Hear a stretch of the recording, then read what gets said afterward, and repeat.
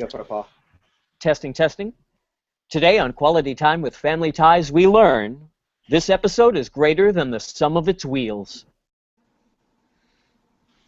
And in 3, 2, 1.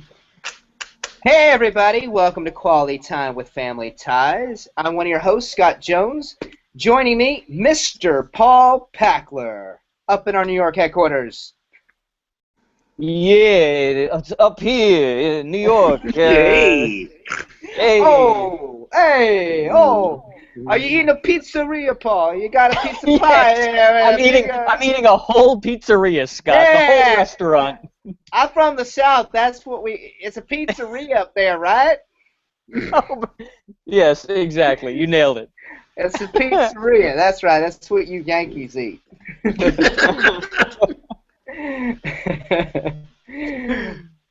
We just take like some white bread and put cheese on it and squeeze a tomato over it. That's what we call pizza. Yeah, I'm sure you don't eat much pumpernickel down there in the South. What's that? Yeah. And Mr. Corey Pepper, how are you? Oh, I'm just great. Couldn't be better. What a great day. Nice. It's a nice day today. It is. It's lovely. All right, guys, so if you're playing along, we are in Season 1, Episode 20, The Fifth Wheel. And so we start out this episode. I loved how this episode started out, by the way. What happened? Oh, the voting thing, yes. The voting for Lewis. Right. Yes, and again, crazy Gary David Goldberg jokes of he wants to make the chicken the state bird, and Steven thinks this is an amazing idea. And changing the song, the state song to Oklahoma. Like, these feel like jokes like you would write when you're in 8th grade and think they're brilliant. Mm-hmm. Yes. Yeah.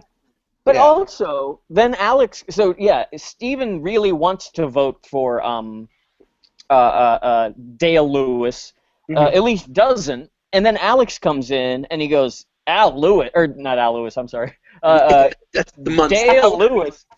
Exactly, who actually ran for mayor of New York, I think, right? That's right. And Grandpa did. That's right. Yeah. Alex is like, good, I'm glad you don't like him, Mom, because he wants to decrease defense spending, increase welfare, and supports the ERA, which is the Equal Rights Amendment for Women. But then she's like, well, let's go, Steven. I'm all for it now. But this guy is running to be a state senator from Ohio. So it's like, in Ohio, he wants to decrease defense spending. For what? Defending Cleveland from Cincinnati? Ohio's got defense? While at the same time, the cornerstone of his campaign is about the bird. Yeah. So you got those two nice extremes. I'm terribly confused. Does Elise and Steven seem like they would be politically aligned with each other, and yet for some reason he's for State Senator Lewis and she's against State Senator Lewis? That did feel weird. That felt really like a weird character. Didn't add up to their characters. Like, if they were going to disagree about something, it would be something like really minuscule, because they're so on the same way politically. Right. I feel like, obviously it's supposed to be funny and all that stuff, but it's kind of symbolic of the time, I would say, that there was a lot of intra-party fighting in the Democratic Party, which is something that let Ronald Reagan be able to siphon off a lot of Democratic votes from working class male, white demographic, stuff like that, that there was that sort of intra-Democratic fighting of the 70s, all the different like women votes and gay votes and black demographics and all this sort of stuff, that I guess it's sort of emulating that sort of a dynamic, but at the same time, it's so stupid what they're fighting over. It's just another thing that annoys me about Family Ties is that they want to talk about politics, well then talk about important issues. I don't know why they always don't discuss things that liberals would have worried about. Yeah. Gary David Goldberg, why didn't you get Aaron Sorkin to come on and help you with this stuff? Right. So they're getting ready to go to this campaign, and Mallory has to babysit Jennifer. It is her turn. And, of course, she has a date with your favorite of mine. You're never going to guess who it is. Yeah. Well, all I wrote down at this point, I didn't know that it was him. So I wrote down. I was hoping it wasn't. I was hoping it was a That's different why Jeff. I wrote this down. I wrote down, could it be that douche again? Is what I wrote down. Yeah. And sure enough, a few lines later, it says, "You're kidding. It is that." That's what I have almost the exact same thing, Corey. Couldn't believe. Really? When I couldn't remember his name, I'm thinking, is it that douche? The French tutor? Uh-huh. Oh, I have written down, holy shit, they brought back Jeff. Unbelievable. Yeah. Jeff is back and as boring as ever. Absolutely useless from any writer's point of view. The acting hasn't got better with him, so you're in for a treat, guys, because Jeff plays a pretty big part in this story. He sure does. So Mallory wants to go on this date. She can't because she has to babysit Jennifer. So Alex agrees that he'll fill in. I think they had some kind of bet going on, like a deal. Yeah, Alex they negotiate that she's going to do something. 5 for 1. Right. Okay. Right. Like a 5-for-1 thing. All right. So Jennifer's really bummed because she would prefer having Mallory because Mallory plays with her. They're going to put on makeup and have a good time. And Alex, of course, wants to do nothing of the girly stuff that Jennifer wants to do. He's reading about municipal. Oh, that's in the next scene. I'm sorry. He's reading about tax-free municipal bonds. Yeah, well, we're kind of there. Yeah, and the next scene is it's a weird time cut because it's only like minutes later. Right. It's not like it's like the amount of time Mallory needed to dry her hair or something was how far we cut in time. Exactly. So, Jennifer goes over to Alex. She wants to play Cinderella. Alex is reading a thing about municipal bonds, and it's like, well, I was going to save this for later, but here you go. Jennifer, wants nothing to do with it. And once again, phone call. Big, important phone call. Neil's on the line. Neil's on the line. Someone we actually meet that we hear over that they have a phone call. I was shocked when he was sitting at the poker table with Neil. I almost had to do like, what? They actually talked to somebody and now we're meeting them? Wait, that's phone call Neil? Yeah, that's phone call Neil. That's how he was billed, as phone call Neil. Phone call Neil. New recurring. He's not boring enough. Guys? Phone call Yeah.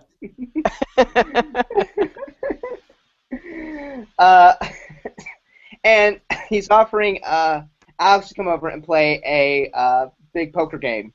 And, of course, Alex wants to do this, and he comes up with a plan. He's coming up with a plan to bring Jennifer along, and Jennifer naturally does not want to go.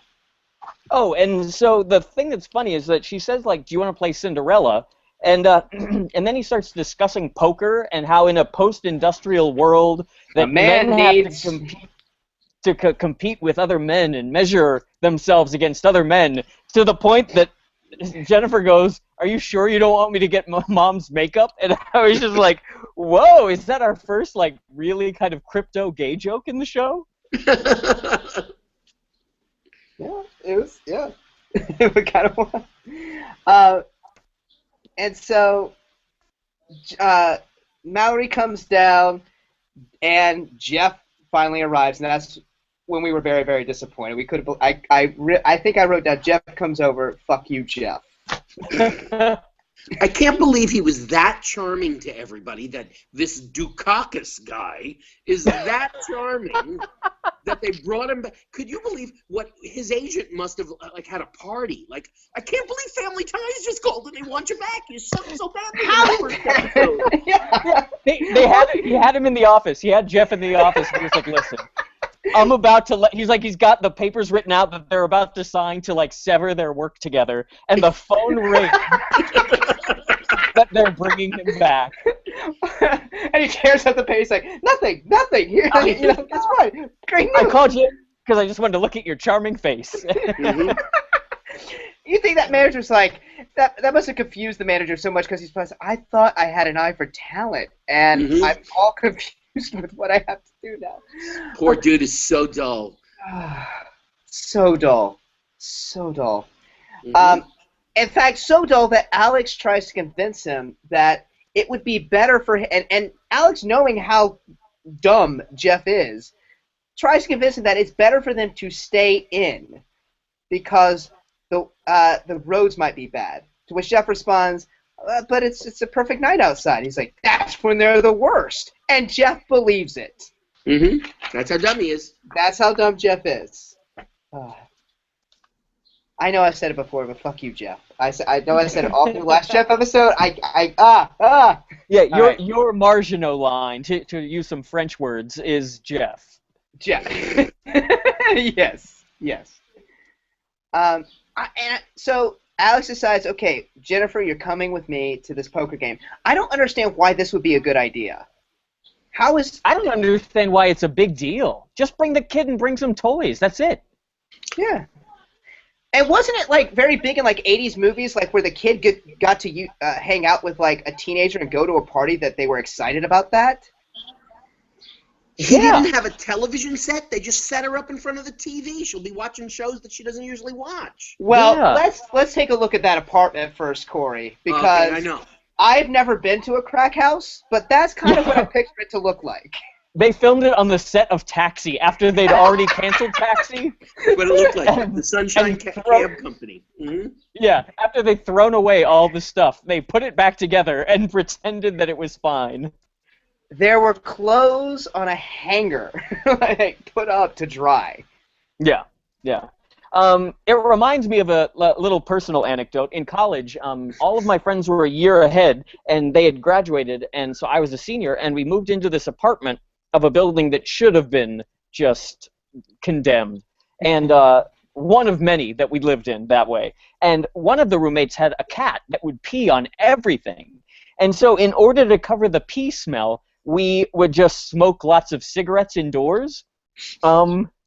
Just stew on that. No one ever did dishes, so there was just mold everywhere. And we lived in a basement apartment. That's what this episode looks like to me. I go right back to that apartment. Can either of you name the Oscar winner who was sitting at that poker table? Oh. Stop it. You're lying. No. One of those gentlemen has at least one Oscar that he's won. For acting? Maybe. No. Okay. Nope. Not Directing? for acting. Writing? Nominated for writing. I believe the Oscar was won for producing. Oh, okay. So like the a best guy picture. who's wearing. I think I might know. Who? Was it for George Clooney's movie, Good Night and Good Luck? Yeah, I got it. Yes, it was. I recognized the face as somebody familiar, and of course went to IMDb. His name is Grant Heslov. Yeah. He's George Clooney's producing and writing partner, nominated for Good Night and Good Luck, and won as producer of Argo. That's right. Wow. Which one was he? The one wearing he's wearing a maroon sweater with yellow piping, and he's got a 24 on him. He looks ethnic, although he's not. That guy. I don't believe. Yeah, and they gave him no lines because he no was ethnic. lines. Yeah. He had one reaction How shot. dare you speak on Family Ties? Mm-hmm. Right. And I think I remember reading an interview about him, and I think like one of the last roles he got acting was he was in that Arnold Schwarzenegger movie True Lies. Mm-hmm. Oh. Yep. And he played a terrorist, and that's Yep. when he's like, "I'm done because all this typecasting is going on. This is a poor representation," and so he pretty much said screw acting, and now has become like you said, Corey, an amazing producer. Yeah, it's just sort of when you see somebody like that, it's like, wow, they were on the fringes of the business 30 years ago, and now he's an A-list guy. Yeah, That's amazing. Mm-hmm. So for all the hype of this poker game, we find out that they are just betting with quarters. Yes, they are. There was 45 cents. It's 45 to stay in. Yeah, well, that's the thing is like, let's not forget that Alex is a senior in high school. So who are these guys that have their own apartment? Of course it would be shitty. And, like, I don't know who he's friends with now. Like, are these all college kids? And Right. shouldn't Stephen and Elise be alarmed that he's friends with people who are 5 years older? You're 17. Shouldn't you be with other 17-year-olds, not 22-year-olds? Yeah. It's kind of like when Mallory went to a sorority. Do the Keats just have friends on? Is there a college campus nearby them? Well, I mean, eventually there will be, because he goes to Leland College, right? Yeah. So. Yeah. So, Stephen. So the Alex is focusing on the game. He's having a good time with his buddies. His buddies will not let Jennifer play a hand. Alex tries to talk him into it. They don't want to do it, and Jennifer runs away. She sneaks out the door when they're too busy playing because no one's paying attention to her. And now, how soon was it after that Stephen and Elise showed up? Very soon. It was sort of curiously soon. Didn't they pass her on the way out? I was thinking the same thing. Yeah. How did they miss her? And Stephen and Elise show up. Well, Alex first realizes that Jennifer isn't there. Suddenly, Stephen and Elise show up, and now he's getting his buddies to cover for him so that they can go and find Jennifer.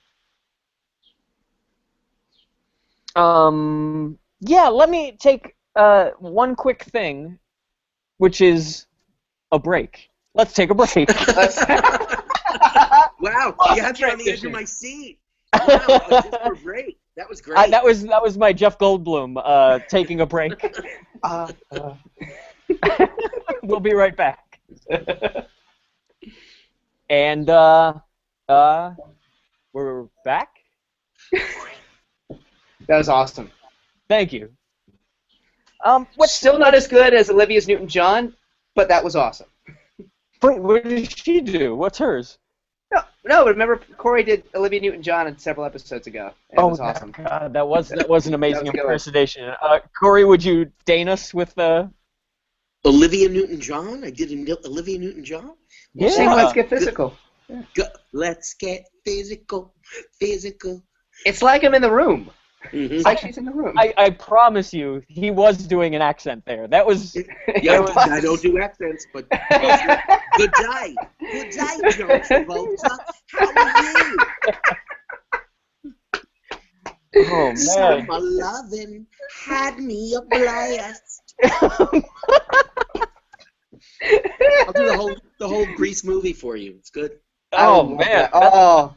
We'll have a bonus episode. Corey Pepper does a one-man version of Grease. Mm-hmm. That'd be awesome. Wow. And now here at the top of Act 2, we have the scene we've all been waiting for. More Jeff. More Jeff. This is so exciting because this is the moment that we might see Mallory hook up. Yeah. You know, that she might actually have a boyfriend that she, is intimate with. At least make out. She certainly seems more into it than Jeff, who's not only has no charm, no talent, but apparently no testosterone either. No. Because he can't take a hint that she wants to make out.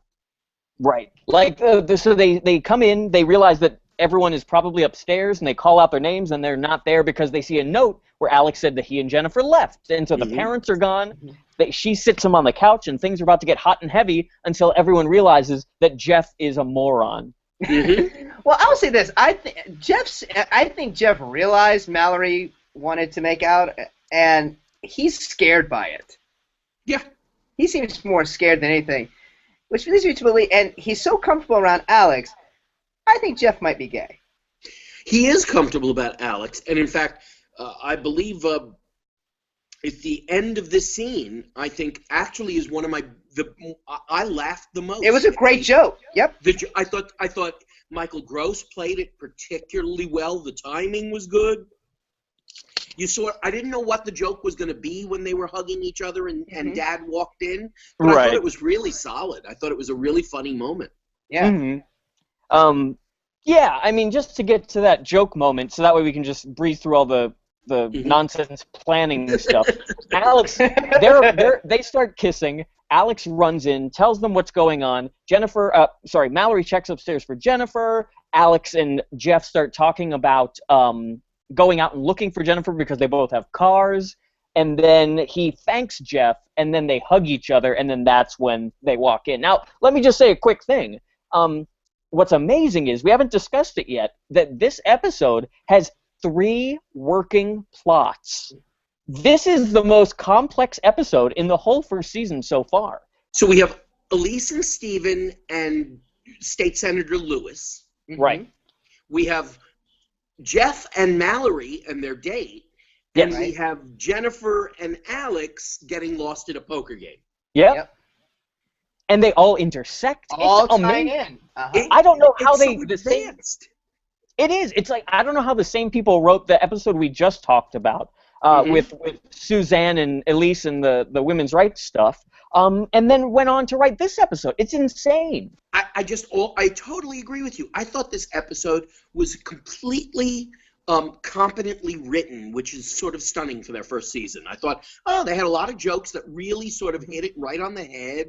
I didn't even mind Jennifer's contribution in this episode. I thought she was, relatively good. And everything about it, I thought was like, I have 3 plots. It all works. Yeah, and that's the thing, is like, with Jennifer and Jeff, both characters that we normally hate and are making fun of throughout this episode, neither of them were that bad in this episode. Like, because everything is actually got some laughs, yeah. Yeah, everything's moving quickly, so you don't start to, like, hate and realize how boring these people are. It's just, all right, get to the next thing, and that's really nice.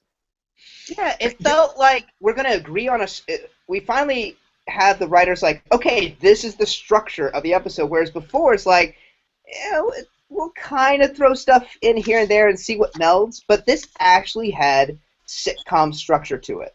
Yeah, every other episode felt like what you do when you don't try to, like, before you realize that you have to outline a script before you write it, you're like, I can write good dialogue, and I'll just see what happens. And that was the whole first season of Family Ties. Yeah, we'll get to it. I thought it was sort of funny also that Jeff said something to her in French, and she didn't understand it. Isn't he a French tutor? Yeah. Yes, true. Not the best tutor, and it was something like mon ami, or good night, or whatever he said. Right. Menage a trois, whatever. Yeah. And then it doesn't. Yeah. And what was that? I didn't understand that. Your French tutor is your boyfriend. Yeah. Plus, I'll say this about the could Jeff be gay? He did take her to a Truffaut film. You know these artsy guys.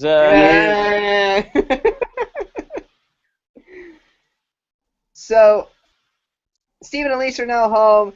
Alex confesses that they lost Jennifer in a card game. In a card game. And I thought that was another good joke, very too. solid joke. Yeah, that was a great joke. I was playing cards and I lost Jennifer. You In a lost card- Jennifer in a card game? Card game? I thought that was very well done. I didn't really, I didn't expect it. I didn't see it coming. And like, it's a good joke. You lost Jennifer in a card game. Oh, you know what we skipped over? One little thing where yes, I just saw it. Yeah, go. When Alex goes out with Jeff to look for Jennifer, Stephen and Elise, like Mallory, is doing damage control, trying to keep them out of the room where they tell them that Jennifer is sleeping.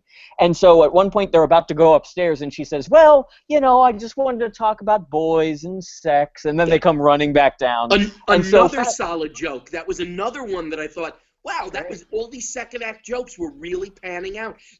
And it was just a business on that one. I want to talk about boys and sex. They had just taken up off the stairs, and of course, nothing is said. Come right back down the stairs again. It was very solid. Smiles on their faces. Yes. And then when we fast forward, when Alex comes back into the part that you were talking about, Scott, where he admits and cops to what happened. Stephen is talking about kangaroos with pouches and little joeys and little boys, birds and bees discussion. And Mallory is just playing along with it. It's great. She's like, "So tell me again about the baby kangaroo." But the thing is that now we're witnessing what the talk at the cabin would have been for. And so Alex. Yes. Oh. This is like we're piecing together the New Testament to find the historicity of. This is the story of what Stephen would have told Alex at the cabin. Exactly. And he really had that rehearsed. Like, he was totally into it. Like, they were sitting down, the explanation, and he was just so excited talking about it. I thought the PowerPoint was a bit much, but that's just me. But, the diagram, the graphs, yeah. Right. And so finally, so there are. That's when we also hear about the Keatons only have one phone line. The phone, like they're gonna call around, call the police. Go out. We're gonna call Neil's place. We can't. We only have one phone line. Go next door. Which, Paul, as you said in our last episode, is complete bullshit. Right. Mhm. Right. Oh, also, they say to Alex, "Go to Mrs. Olbeck," which once again, Mrs. Neighbor. Olbeck, the neighbor. And her son, Marty Olbeck, we talked about, where he was the one that would watch Mallory change from the window and stuff. So, Yep. And Mrs. Olbeck is the one that would listen to them fight across the window. And would so, scream at them, yeah, what she would call. I love the Olbecks. I Mhm. feel like there's a whole story to be gleaned from them as well. There's something going on in the Olbecks. Oh, do we ever meet the Olbecks? Do you know, Paul? I'm not entirely sure, but I'm going to keep sniffing the ground, and I'll let you know. I don't know what that means. I'm gonna. You know what? It says enough. I got it. Yeah. And so just as they're about to, scatter and go look for Jennifer, Jennifer shows up, and we find out that she's been hanging out with a bus driver all night, named Sam. By the way, also- how do you ride a bus without money? It's a good point. Did she steal it from the card game? Maybe she took 45 cents out of the pot. And let's go. I think they would have noticed the whole pot missing. Mhm. And let's go back and say Jennifer was ruining that card game left and right. Every town is one. It was awesome. And so we're getting into our third act here, and this is what kind of was as much steam as this episode had for me. This is where kind of the brakes get hit, and it's the whole entire third act is just apologizing. Yep. I wrote down the line that Jennifer says where it all changes. She says, "Why would anyone want to spend time with me?" And that was the act out. It Yeah. was a commercial Yeah. after that. Yeah, But the it was- funny part yeah. is, it's the moment because it fades out, and you would expect the audience to go, "Aw," but because everyone hates Jennifer as much as we do, We no don't. one Yeah. awes. No one awes. like, No. no one wants to spend time with you, Jennifer. Trust me. And also because we came this close to losing you. This close, and you had to fill back up. Sam couldn't drive you away. So, and then I think I wrote down, so Alex and Mallory go up to Jennifer's room to apologize and say that they've been grounded. And I think I wrote down, this is some Full House shit right here, because it just goes on forever about, Yep. you'll understand when you grow up, and, we've broken in Mom and Dad for you, so you'll get away with a lot. And, Mhm. yeah. It went on forever. Can we talk There's- about Jennifer's room? This is the first time I think we're seeing it. Yeah, it is. It's something that a serial killer would live in. Which makes sense. It makes sense for Jennifer. Yep. I mean, so there are, like, posters, like, the place is littered with animal posters and animal designs. Half of the walls are painted blue. Half the walls have a different colored, like a red and peach wallpaper. There's a little elephant by the door. It's just, their plants are by the bed. It's insanity. It looks like someone just threw up all of the set design stuff they had left over. It's true. And Stephen and Elise come in, and they also kind of, want to comfort Jennifer. Elise makes the comment, "Oh, we're just checking a head count, making sure everybody's here." And I really couldn't take any more notes just because it was the same thing over and over again. I don't have any notes written here because it was very repetitive as well. We saw where this was going to a big apology. We're sorry this will never happen again. You're wonderful. We value you. All right, let's end the episode. Yeah. Exactly. And it just ends with Alex willing to dress up as Cinderella. Yeah. I thought actually I thought they were gonna tie it back together and have her want to play golf. Oh, Tie it back to the other episode. That could, yeah.